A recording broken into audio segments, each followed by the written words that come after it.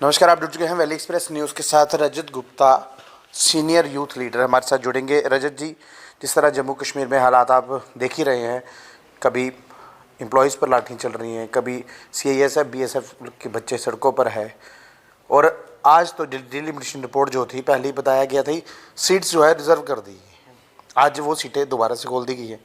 क्या लग रहा है आपको, क्या एक ही पार्टी के ऑफिस में बैठ कर ये डिलिमिटेशन रिपोर्ट जो है वो बनाई जा रही है? पहले तो शुक्रिया आपका। मैंने आपको एक दिन पहले भी बताया गया था कि ये जो डिलिमिटेशन रिपोर्ट बनी है, ये बनी बीजेपी के ऑफिस में बैठकर है। ये उन्हीं के चंद नेताओं ने बैठ के बीजेपी की डिलिमिटेशन की रिपोर्ट बनाई है, जो आज फिर से चेंज हो रही है। इन्होंने 2 महीने का टाइम एक्सटेंड कर दिया है, वो बिकॉज ऑफ रीज़न कि ये मिलकर सारे बैठ के रिपोर्ट बना रहे हैं। ठीक है, अगर तो रिपोर्ट आपकी फाइनलाइज थी तो आप उसको निकाल देते, पब्लिक डोमेन में डालते, तो आपका रिजल्ट पता चल जाता। अब ये फिर से तोड़ फोड़ कर रहे हैं, किसी को रिजर्व कर रहे हैं, किसी को नॉन रिजर्व कर रहे हैं। इस चीज़ का तो कोई फ़ायदा ही नहीं हो रहा है। रजत जी, एक चीज़ देखी मैंने, जो सुचेतगढ़ एरिया है, कुछ एरियाज को तोड़ के ईस्ट के साथ जोड़ रहे हैं। क्या ये अपने वोट बैंक की पॉलिटिक्स है? और सबसे बड़ी बात है, इस वक्त जनता त्राहिमाम त्राहिमाम कर रही है, लोगों की बिजली के जो कनेक्शन है वो भी काटे जा रहे हैं। क्या लग रहा है आपको, इस तरह से ये वोट इनको दिया जाएगा, या वोट जब इलेक्शन की बारी आएगी लोगों को वोट दे पाएंगे इनको? सबसे पहले अगर तो बात देखी जाए, आपने कहा कि सुचेतगढ़ को तोड़ के ईस्ट के साथ कर रहे हैं। कम से कम 30 किलोमीटर का बीच में फासला है। कौन ईस्ट का कैंडिडेट उठ के कब वो जाएगा सुचेतगढ़? पहले तो आपने ईस्ट को एथम के साथ जोड़ दिया। आप बताओ, कौन एक कच्ची छावनी से उठ के पहले वो सुनीसर एथम पर जाएगा वोट लेने, उसके बाद वो जाएगा आपका सुचेतगढ़ वोट लेने?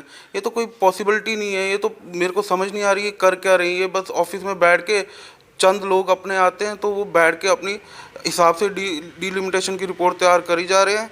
उनको ये लग रहा है कि हमें यहाँ से वोट बैंक हमारा मिल जाएगा, तो वो उस एरिया को उस एरिया के साथ जोड़ रहे हैं।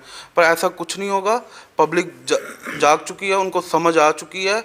आज आपकी सास पिछले मेरा ख्याल है 6 साल से अकेली एक बीजेपी हुकूमत चला रही है। पब्लिक को समझ आ रही है, पब्लिक अंधी नहीं है, वो सब कुछ देख रही है। और रही बात बिजली की, पहली बात तो बिजली में तो हमें कम से कम भी 15 दिन का नोटिस दिया जाए। जिसकी भी आप बिजली कट हो रही है उसको 15 दिन का नोटिस दिया जाए। 15 दिन के नोटिस के बाद अगर वो आपका बिल नहीं जमा करवाता, उसके बाद जाकर आप उसकी बिजली काटिए, जो मर्जी कीजिए। इस समय बच्चे वैसी सफ़र कर रहे हैं। आपकी ऑनलाइन क्लासेस हुई हैं, ऑफलाइन आप उनसे पेपर ले रहे हो।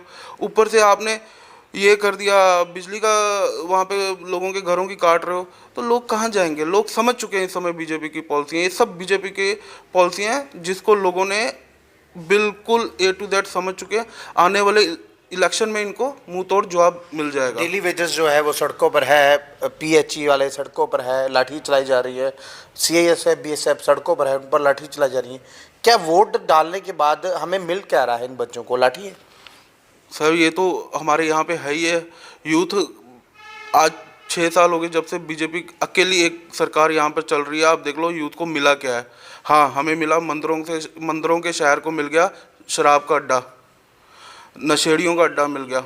आप यहाँ पे बोलते हो ड्रग्स ख़त्म करने, आप ड्रग्स ख़त्म कहाँ से करोगे? आपके तो यहाँ पे इतनी शराब की दुकानें आपने 45 खोलने का वादा कर दिया, 6 आपने श्रीनगर में खोलने का वादा कर दिया।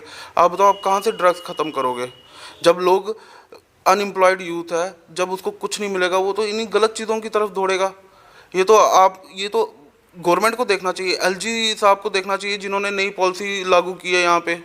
पहली सवाल या निशान मैडम महबूबा मुफ्ती पर लगाते थे, क्योंकि उनके साथ सरकार थी। अब तो सरकार तो टूटे, आपको पता है 5 से 6 साल का वक्त हो चुका है, लेकिन यहाँ पर जो काम है वो ना के बराबर है। लेकिन वाइन शॉप्स देने का काम जरूर किया जा रहा है, ताकि चोरी चकारी डकैती ये ज़्यादा बढ़े। तो वही तो मैं आपको बता रहा हूँ। यहाँ पर क्या है, यूथ को आप नौकरियाँ नहीं दे सकते हो। बीएसएफ सीआईएसएफ वालों को देख लो, बॉर्डर बटालियन देख लो, आज भी रोड पे है। आप टीचरों को देख लो, वो भी आज रोड पे है। डेली वेजरों को देख लो, आपके ऑफिस के बाहर जाते तो आप उनको लाठी चार्ज कर देते हो। वो कहाँ जाएंगे? वो यही करेंगे। फिर जब कुछ नहीं हल होगा तो आप वाइन शॉपें खोली चलो, नशा और बढ़ाई चलो जम्मू शहर के अंदर। हमने एक बड़े नेता से बात करने की कोशिश की, उन्होंने ये बताया कि जम्मू वालों को मस्त रहने दो, यही बीजेपी चाहती है, क्योंकि अगर ये जाग गए तो बहुत मुश्किल होगा। ऐसा कुछ भी नहीं है सर। क्या है? मस्त ये रहने दो कि इनको शराब की दुकानें खोलने दो। मस्त ये रहने दो यूथ बेचारा हमारा रोड पे आ जाए। मस्त ये रहने दो एक मिडिल क्लास को रोटी खाने को ना हो। कि जाग कर ये करेंगे क्या? जागे हुए तो हैं। पिछले 6 साल से यही तो जागे हुए हैं। एलजी साहब तो मेरा ख्याल किसी और पार्टी के तो है नहीं, बीजेपी को ही बिलोंग करते हैं। क्या किया उन्होंने जाग के? हुकूमत तो वही चला रहे हैं ना इस समय, एलजी गवर्नमेंट चल रही है ना। क्या कर रहे हैं वो जाग के, मेरे को बताओ ना। जाके हाँ वाइन शॉप पे दे रहे हैं, जो जिस बेचारे गरीब जिसका बाप दिहाड़ी लगाता होगा, अगर उसका बेटा शाम को शराब पिएगा तो उस बेचारे के ऊपर क्या बीतेगी? मेरे को एक चीज़ बताओ। यानी कि कहीं ना कहीं मुंबई और दिल्ली बनाना चाहते हैं, यहाँ पर शराब ही शराब हो, रोजगार ना हो। लेकिन जब बात की जाए बड़े नेताओं से, वो बोलते हैं हम रोजगार दे रहे हैं, हमें नौकरी तो आप दे नहीं पाए, शराब की दुकानें दे रहे हैं जम्मू को आप शराब। बात तो वही है ना, नौकरियां तो इनके पास है नहीं। ये दिल्ली बॉम्बे बनाना चाहते हैं, बनाओ ना, गुजरात को जाके बनाओ दिल्ली बॉम्बे। गुजरात तो ड्राई स्टेट है, उसको जाके शराब की दुकानें खोलो। हमारे जम्मू कश्मीर में क्यों खोल रहे हैं? यहाँ का यूथ क्यों सफ़र करेगा? खोलनी है अगर शराब की दुकानें, जाके आप यूपी बिहार में जाके खोलो। यूपी भी ड्राई स्टेट है, तो वहाँ जाके खोलो ना, बिहार भी ड्राई स्टेट है। वहाँ जाके खोलें। हमारे जम्मू कश्मीर में आके क्यों खोल रहे हैं? एलजी साहब मेरा ख्याल यूपी बिहार से बिलोंग करते हैं, उनको बोलो वहाँ जाके अपनी दुकानें खोलो।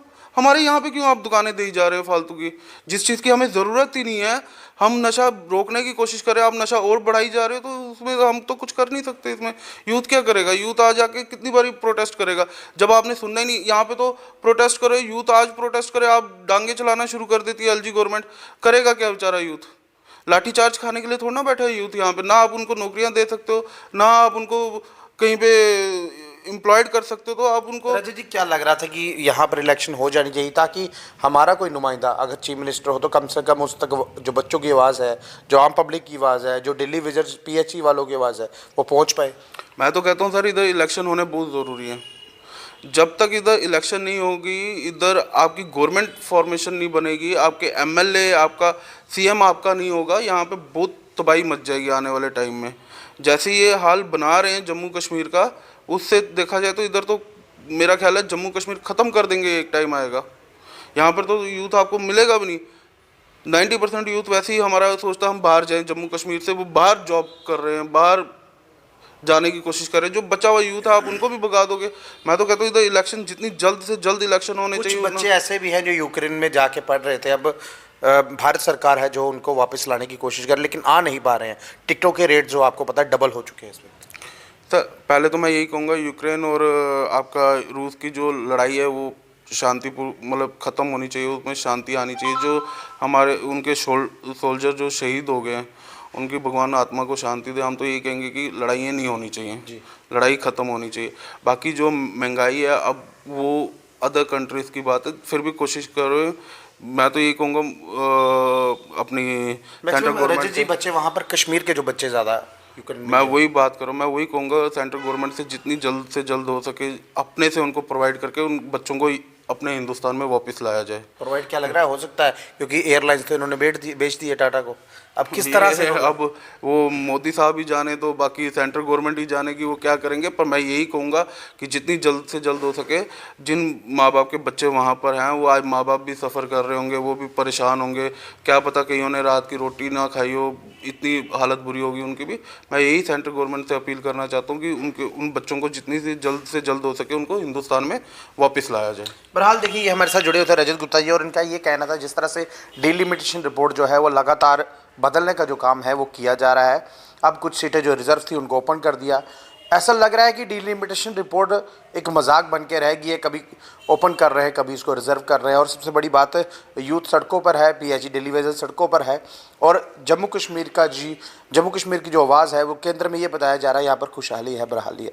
कितनी खुशहाली कितनी बरहाली है ये आप लोग सब जानते हैं, और आज करेगी या जीतेगी। कमेंट बॉक्स में कमेंट जरूर कीजिएगा। बाकी तमाम की आगे अपडेट के जुड़। नमस्कार।